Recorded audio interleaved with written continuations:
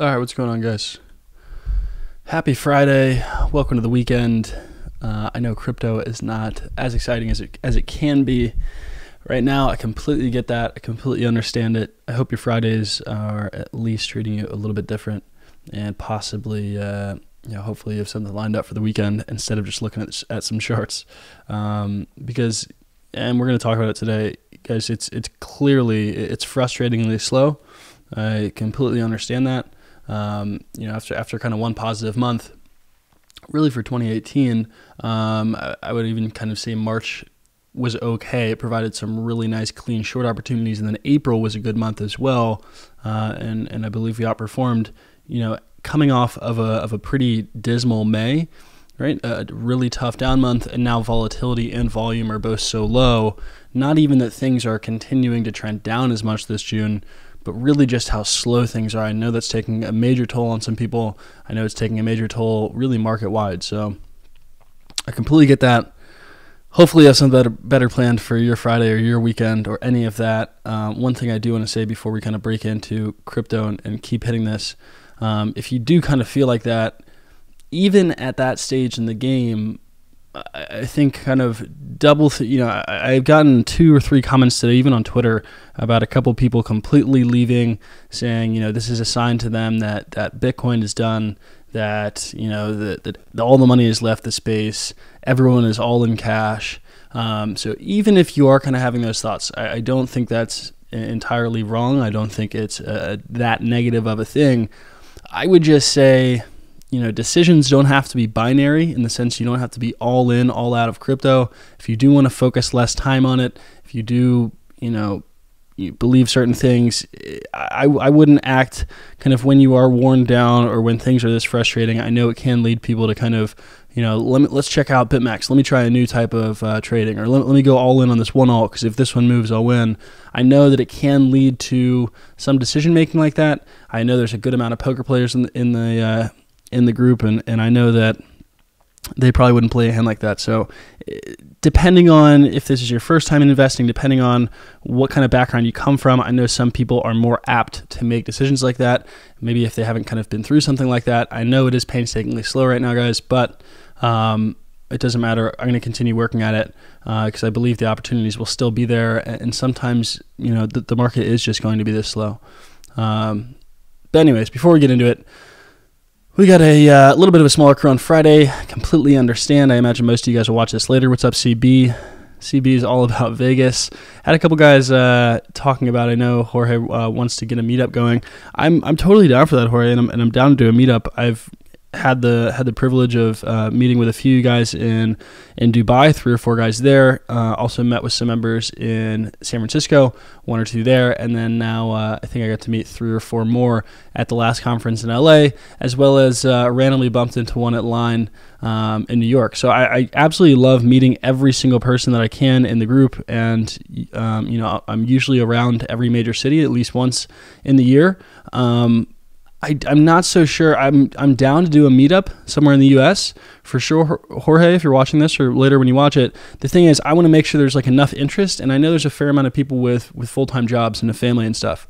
So I'm pretty free, right? But I want to make sure that if we do go fly to a city and host a meetup, it's not just like 2 or 3 of us. I think what's worked better for me is trying to meet up around a conference, because usually there'll be at least 4 or 5 or 6 guys there, and then it also gives you the opportunity to kind of meet with other people in the industry, because I really enjoy meeting with you guys, but I really think that how you're going to get value out of that and out of other things is by making more connections in the space. Who else we got in here? What's up, Rogue? Rogue coming from Istanbul, Turkey. I'm down. I've never been to Turkey. I've heard great things. I have a friend who goes back constantly. What's up, Jason? Cool. You'll be at World CryptoCon. Nice. K-Mall, what's up? Yeah, it makes sense for World CryptoCon. So they reached out to me about being an ambassador. I still haven't tweeted. That's actually a good reminder. I need to tweet their ref link. And I know my link it's like a VIP something. It gives people a major discount, and I think there's only so many of them. So I'll share that with the group before I share it on Twitter. But I hope that I could actually get a number of free tickets. I don't know. That could be a stretch. I met the guy in LA briefly. We'll see how generous he is, but I at least will have some discounts. That event should be pretty cool. I don't really know actually, I know a few of the major speakers. I believe it's Vinny. Let me pull it up really quick. For those of you guys who have no idea what I'm talking about. Before we get into the market analysis stuff, this is a little bit different way to start the stream, but it's a good topic. October 31st, November 2nd, that's when it plans to be. Met Ronnie, nice guy at Consensus. Plan on probably, we could even host maybe a dual meetup with Ronnie. Interesting guy, views the space a little bit different than most. Brock will also be speaking. I'm going to be curious as to see what his speech is like now that he's left or departed or separated from EOS. And then you have Vinny as well. I don't really know too many more of these people. Yeah. So it should be a good event. Regardless of the speakers, I've talked to a lot of people in the industry that I know that are going. So it should be at least a good opportunity to meet more investors. Definitely a lot of projects going and some pretty big names going as well, not just speaker-wise, but also investor and trader-wise. So I'm definitely going to be going to that. That's really the only one I have on my calendar. Other than that, I don't plan on moving around too much this summer. I kind of wanted to buckle down. I kind of made it a goal to kind of buckle down and work, both from a personal standpoint and also professional. It just kind of lets me get more work done as well for the group. Cool. So what I wanted to talk about before we kind of broke into the price action was the chart that I shared both on Twitter and in the Discord as well. And we were looking at how volume has dropped and also volatility. For those of you guys who don't understand what that is, really simple, really kind of basic understanding. Whether or not you understand even the arithmetic definition is okay. Standard deviations just mean how much the daily returns are deviating or changing from day to day. So we're looking at a 30-day rolling period of those standard deviations. This is the 30-day volatility for Bitcoin. You can see we are at yearly lows, about 2.5%. Right. So even back when, and I also made a chart of it and posted on Twitter how low volumes have been as well as volatilities. So it is 100% painstakingly slow, guys. I'm going to pull up that chart as well. Rand shared this. I thought it was interesting as well. How much volume is down, even on exchanges that are probably doing some wash trading, probably doing some fake volume. Binance, 2.5 billion, now down to 1.3. OKX, 2.45, 1.6. I mean, these are 40, 30% losses on Bittrex. You have an 85% volume down.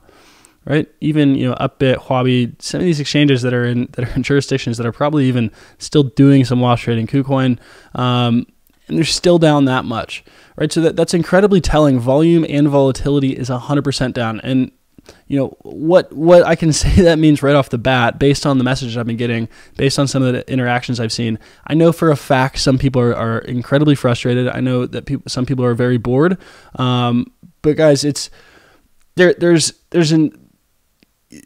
this market's created some incredible opportunities to trade, right? And most of that is based on the volatility of these assets, in the sense that they, a lot of them can move 300% a day, some can move 20% back and forth in ranges. Even Bitcoin has the ability to kind of move 5 or 10% swings constantly, almost daily. Now that we're kind of moving around at a snail's pace pretty much to what we've been moving at, right? If we're just looking at kind of for the last 2 weeks, and even if we're going from the top of the wicks to the bottom of the wicks, they're still giving us some 5% days, right? Some days are more like 2 or 3%. That's pretty tough. I mean, days like yesterday, we barely moved a percent, right? About 1.5% on the daily range. So there's an interesting kind of mix of viewing this market as simply a tool to, these assets as simply tools to be traded, and then also kind of understanding or realizing and viewing the market really as almost a venture capital type thing of, this is emerging technology. Yes, it's infrastructure level. We're at protocol level. It will probably take years and years to kind of reach its full potential, if it ever even gets there, right? So there are going to be times like this. I know it is painfully slow and it makes the trading not as enjoyable, or, there's really just less opportunities as well, right? There's not even really ways to move into some alts, and regardless, there's just not even movement. So I completely understand. Just want to kind of say that before we started. There's really not much more you can say past that. I've kind of made the decision that I'm going to be invested, allocated to this, and continue kind of working on it regardless. And I know that some people, might only be in it for a shorter time. Some people are in it for the longer time. They don't really care. I still think there's definitely going to opportunities are 100% going to present themselves, whether or not we look at kind of the macro bear case or the macro bull case. I also listened to a number of investors and traders that I respect in the industry constantly. I always want to kind of get their take on at least macro wise what they're doing, right? In a podcast or someone that I heard talking this last week, they were kind of talking about, and it's my view as well. And it's not because I'm being a perma bull, right? I can even view or draw this massive, let's say this massive descending triangle that I saw a couple of people drawing.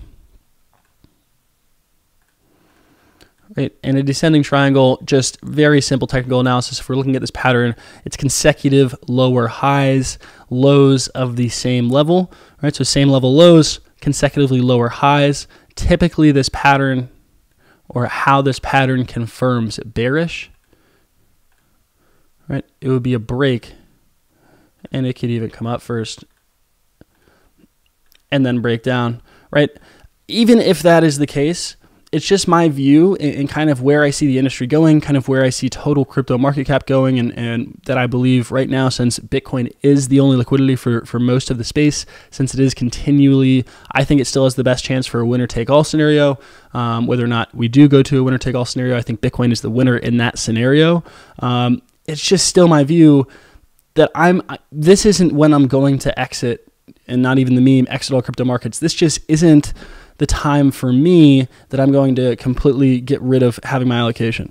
I just believe so strongly in kind of the potential for this asset class, and also, I still don't think anything fundamentally or trajectory-wise has changed. If anything, things are getting better. I know they are moving slow. I know it has definitely been a painful quarter one 2018. I think April was fine, and now kind of May has been a little rough, transferring over to June. But I don't think it's any reason to back off, in my opinion. I just kind of wanted to show that I've just seen some pretty disgruntled people. Anyways, looking at where we are technically, going off yesterday, that drop after hitting 7,800, this is the swing high that I continue to believe we need to break in order for any alts to make a move other than an isolated pump. We're going to cover an isolated pump of an alt that we've been trading recently next. But to me, and as well for that kind of, I was looking at some shorter term support levels going into the weekend that I wanted to hold in order to kind of continue confident. If we're looking at the bottom, this bottom down here at around 7K or 7,100, the bottom right now of this swing low, believe it or not, for the last week, we actually have had positive momentum. And the two levels that I kind of picked that I wanted to see hold to believe that this positive momentum would continue are based on these two fib levels, right? And if you want me to go a little bit slower on how I make this fib, literally going from a swing low, right, bottom of that wick, up to that swing high, right? And what that's doing, for those of you guys who don't use fibs, it doesn't matter if you do or do not. I think it's important or helpful to understand at least what you're looking at. It's looking at levels of possible retracement before the trend continues. So if I'm looking at this short-term trend, right, this is a swing low up to the swing high, saying this is the short-term trend, trending higher, at least for the last week, right? This is going to look at possible levels of retracement, boom, and then up, boom, and then up, boom, and then up. And you can see, hit a possible level of retracement before I move up. It's looking at, all these. So we hit another one before moving up. So that's why I was projecting out as we hit this 7,800 resistance again, I was projecting out possible levels of retracement, right? As we come down, we would retrace to just like here and here in order to see this short-term momentum continue. In my opinion, just based on the way, like I said, volatility has been extremely low, interest has been extremely low, everything has just been extremely low. It's not one of those situations. I'm still not trading this chop It's just not my style. I prefer to swing trade Bitcoin. I don't like, I actually do like trading ranges, but based on the way these movements have been happening on 30 and 5 minute, I'm not going to trade these ranges. To me, I just don't find it as attractive. I'd rather spend time trying to kind of make connections with ICOs or research other coins. But it is helpful in the sense that I want to track, I want to understand how Bitcoin is trading through the weekend. And if the short term, at least weekly momentum can continue, it gives me a hint of if the 7,800 resistance is tested one more time, right? If we do dribble up here, I believe we do break through it. If both of these retracement levels break down, then I imagine we kind of come back down and test this major support or a swing low from back here. So that Bitcoin trend analysis chart that I gave you the other day, for me, is more just kind of a resource or a guide that I'm watching to understand kind of maybe what our next path is going at least into this weekend and into next week. So that's what I'm looking at. That's that fib tool. I know someone sent me one DM and said, what is that fib tool? What am I looking at? I need to kind of put emphasis and make sure that every tool or every look that I'm doing, I'm actually breaking it down. So hopefully that makes sense. Once again, that's just this fib tool, these little lines over here. That's what I'm looking at for Bitcoin, guys. As long as we stay, like I said, macro-wise, as long as we stay, I'm not excited. I just showed that massive descending triangle. Regardless, and the view that I heard from that trader the other day, like I said, is I just don't believe that, especially if it's a whale account or if it's a fund or it's someone with some massive purchasing power. I know there's a case to be made that price does get manipulated lower. I just don't believe that people are building massive short positions or that it's prudent, in my opinion, to build a massive short position kind of under. My opinion is still kind of like 9,200, 9,400 based on this, this kind of double top and this major fib level.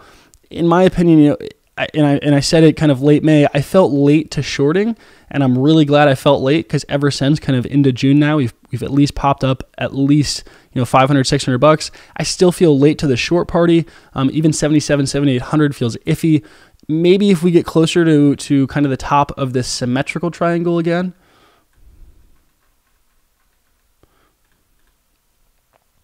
right? If we get close to the top of this symmetrical triangle again, taking out the 6th dates, then I would make a case, kind of a bearish case, and be looking for short opportunities. For now, I just don't think the risk reward is there. And I've explained it. I talked about a post on the 23rd that I wanted to see how it aged. We talked about investing versus trading and understanding bigger picture versus shorter picture. I felt late to the short party down here. And it's just because it's not even saying that I'm mega bullish on Bitcoin. I think we're going to bounce on Bitcoin right away. And you should only be looking to build longs as we trend lower. I don't think that's the case. I just, late May, I knew I was a little bit at least late to the short party, right? On some of these previous moves, I feel like we've been able to catch nice shorts. On this move in May, I just never caught a short. Right? I just wasn't looking for those opportunities. So I definitely don't want to join kind of the short party now. If we were to get confirmation of that descending triangle break or a symmetrical triangle break, then I'd be maybe looking for short opportunities. Until then, me remaining kind of bullish or at least looking from a risk reward path of least resistance kind of outlook, I personally don't want to be looking for that many short opportunities. I think the one thing you could do if you were bearish and you thought there was no way we moved up from here based on kind of current market sentiment, volumes and all that, one thing we talked about a while back was maybe, shorting with zero leverage or locking in maybe a cash position, not even as a trade, but just locking in a cash position. I personally am not selling Bitcoin that low. I kind of have it a rule as I really never sell below 9 or 10, but it really just depends on your cash management. I know everyone's in a different situation. All right, that's all I got for Bitcoin, guys. Just to kind of wrap up on the Bitfinex chart to see where we are, and then I'm going to move into the alts. There were some interesting plays. One potential trade that I thought was going to work out as an ARB, but it's just not there, and I'm not going to force it. So anyways, like I said, Bitcoin below this 77, 78. Nothing's going to be exciting, guys, going into the weekend. These fib levels that I projected out and that are in here, let me pull it up. This is more of a guide going into the weekend. I just want to see if the short-term or week-long momentum can continue. As long as these 1 and 2 levels hold, I believe it can, and I believe 77, 78 can get broken. If they don't, then I believe we come back down and kind of test swing lows. Right? Past that, and looking at, I think the most interesting alt was one of the previous alt trade ideas. Maybe the most recent alt trade idea was INS. So there's been a few coins that, I don't know why it gets so zoomed out. There's been a few coins that as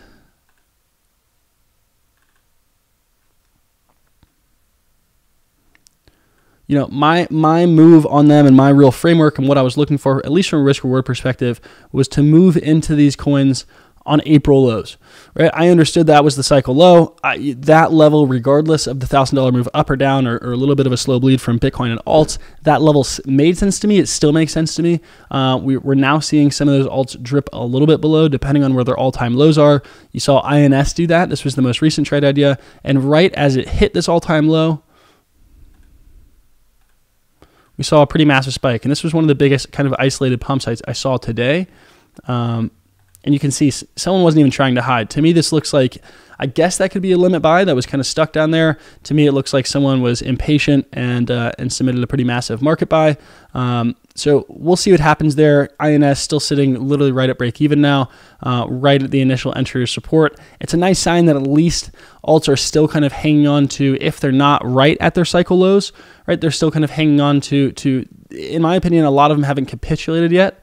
And they're still kind of hanging on. If they did drift below their cycle lows, they're kind of hanging at their capitulation lows that we've seen. Right, so I think Raiden is the exact same. There's a few other ones that are all almost right there. Verdict asked a really good question about APPC, almost the exact same thing. Here's Raiden in our two entry levels, and it's now hanging pretty much right below that entry level. Right, APPC, Verdict had a question as well, almost the exact same thing, down about 9 or 10%. And, you know, I think that bleed continues, and I just don't think anything moves until, that's not APPC.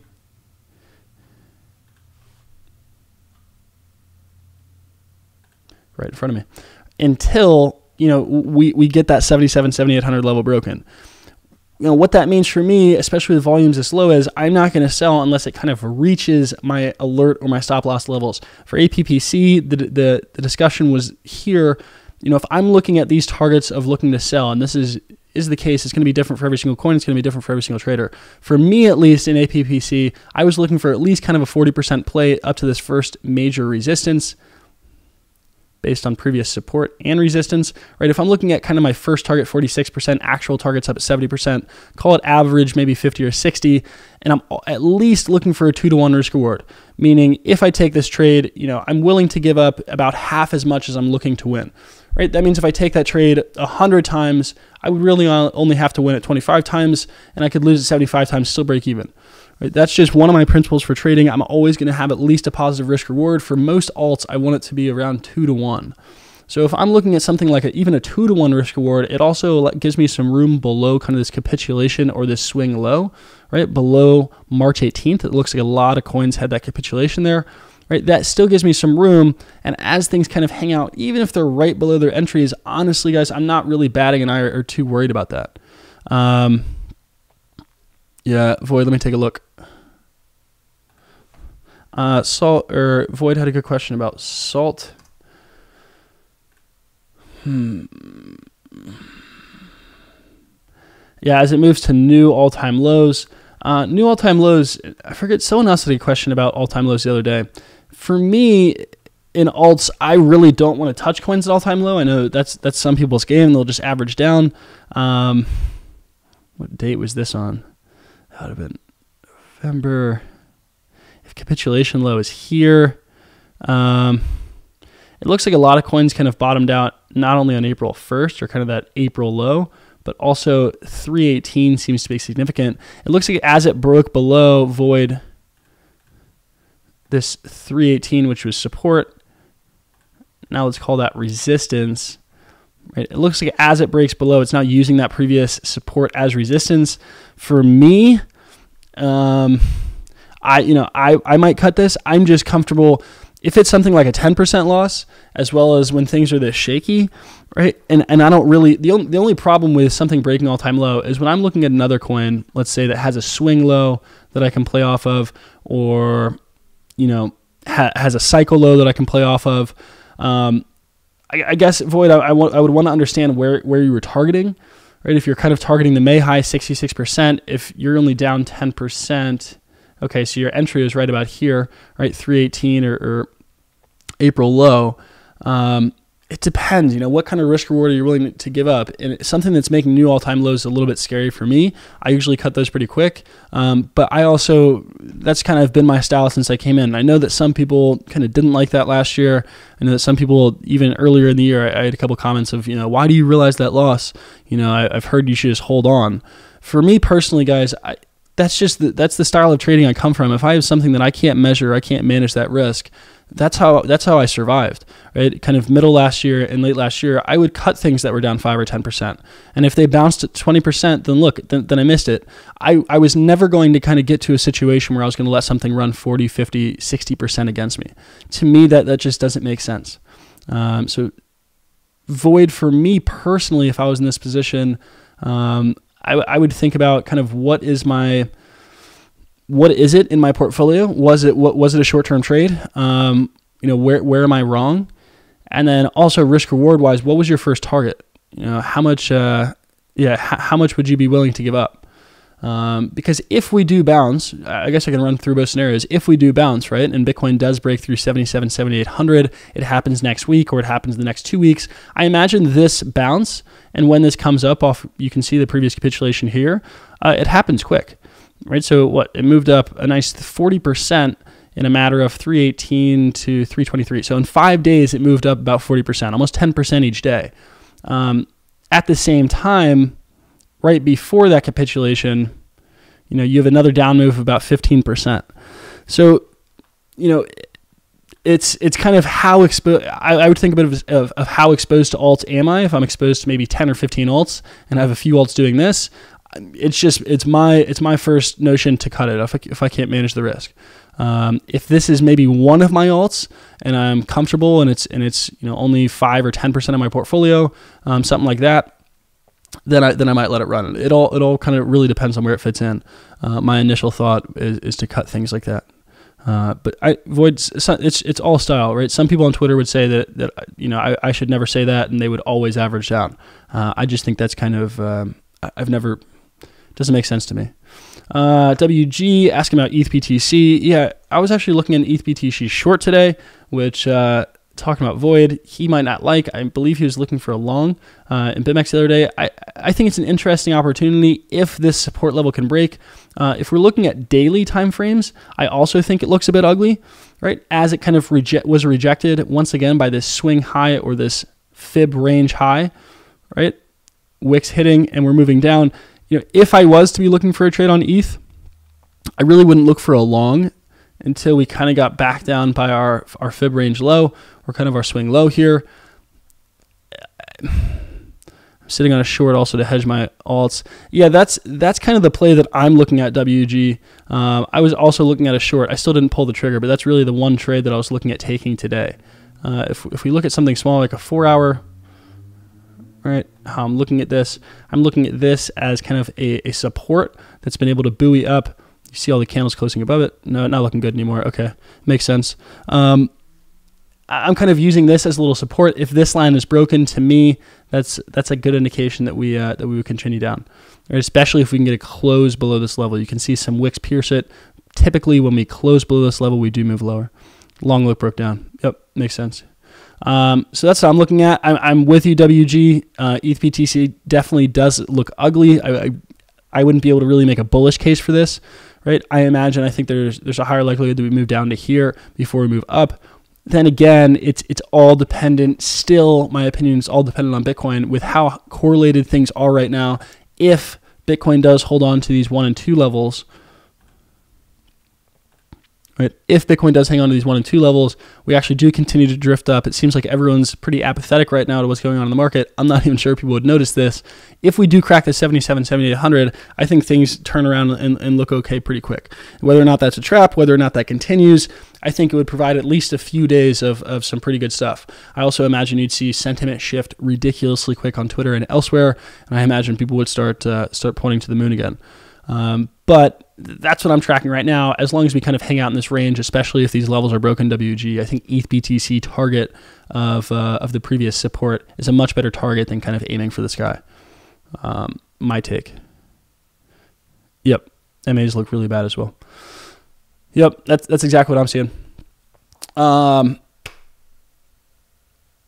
the other one thing that I wanted to bring up today in today's stream, guys, there was someone talked about Tomo coin, which has 100% moved down a ton, especially since May, after having a nice kind of 3x. We're almost at the exact same levels we bought in, really still up in terms of ETH and Bitcoin. ETH-wise, we were moving in at around 99,000 VITs or VATs, whatever you want to call them. They're not SATs, but they are for ETH. So we're still up, a fair amount in ETH, 30 or 40%. Dollar-wise, almost back at the exact same level, depending on dollar-wise when you got in Bitcoin terms. Market cap back at 40 million. I still have high conviction in this project. It's just it's a bear market for alts. So just kind of taking that with a grain of salt.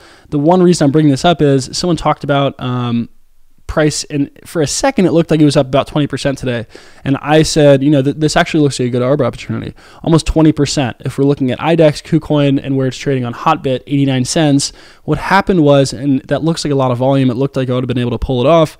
What happened was that's not legit at all. It's actually trading much closer to 131, 137. And kind of very similar in terms of Bitcoin. It looks like someone market bought on Hotbit and just kind of ate into someone's asks up at these levels. So someone just kind of bid through the book and they just paid 20%, a little 20% premium. So really tough for whoever did that on Hotbit. I thought it was either going to be a nice pop or some nice early interest on Tomo in another part of the world, on potentially an arb opportunity, but it's just not there. It's not legit. So thought we would see a little sneaky arb play today. It's not there. In terms of ICOs, my view on Agora doesn't change. I'm still not participating at this time. They weren't transparent. I asked in the Telegram. I wanted to see interest, guys. I want to invest in ICOs that are oversubscribed, that create demand, because ICOs have actually still been hitting market at okay multiples. And especially if the valuation is okay on the raise, I still think there's opportunity there. Exactly, asleep. I still like Midas, right? I made my contribution yesterday after the interview. That interview is a really positive sign for me, especially when I consider the other pillars and their partnership with Kyber. There are also relationships with other exchanges in that region. I imagine they're going to get on KuCoin. It was the founder of Tomo Chain and the co-founder of Tomo Chain, both in the project, as well as the founder of Kyber and the CTO of Zcoin. I imagine they have some good relationships with exchanges there, and if TomoCoin was able to do it, I don't see any reason why they wouldn't be able to do it. So with a cap of 10 million, to me, guys, that makes sense. It is by no means ever a sure bet. There's always a massive risk investing in ICOs. That's just how I'm sizing up Midas. So I made my investment. In terms of another ICO that's set to come out, I still don't have the details, and it's confidential. I can't really say the name yet. You guys are going to be the people I share it with first, but I can say it's a top. Let me look real quick. I believe it's a top 20 coin founder. Let's see. Are they in the top 20 yet? Okay, so top 50 in coin market cap, or top 40. One of the founders of those coins is kind of launching a little bit of an ICO. He's kept on the low. I heard about it and reached out to him, and he said the white paper, or at least executive summary, will be privately out next week. So when I have more details on that, I'm going to share that. I believe we're gonna be pretty, if not one of the earliest people to find out about that. So it should give some nice lead time to either find allocations or to find a way in, or all of the above. So I'm excited for how that can work out. I'm looking for kind of a projected date of the 15th to know about that at latest. So still hunting on that front. Still looking, at every single play that we can. Things are just slow, guys. And I completely understand if that frustrates, or I completely understand if some people go different directions, right? I'm kind of in it for the long haul, and I continue to believe that our approach that's worked through kind of the previous bear market, right, back here, staying alive, not going all in on alts, not leveraging up and getting all excited, and now just trying to trade chop on BitMEX. I continue to believe sticking to rules, only being in a few coins, and being able to be objective about what part of the cycle we're in, what ending of the cycle we're in. It will win in the long run. I know it's painful right now. That's part of the game, guys. That's all I got today. 35 minutes. hope everyone has a good Friday. On a bit of a lighter note, hopefully everyone has a good Friday. I appreciate all you guys coming into the chat. I feel like today was a good stream. It's always more helpful when everyone asks some questions. I can walk through some stuff. So, take some time off today. Go out there, go get a beer, go do whatever you want to do. Spend some time with family. Have a good afternoon. Have a good evening. Have a good morning for those of you in Europe watching this tomorrow. And have a good weekend. I will see you guys tomorrow. Cheers. Later, asleep.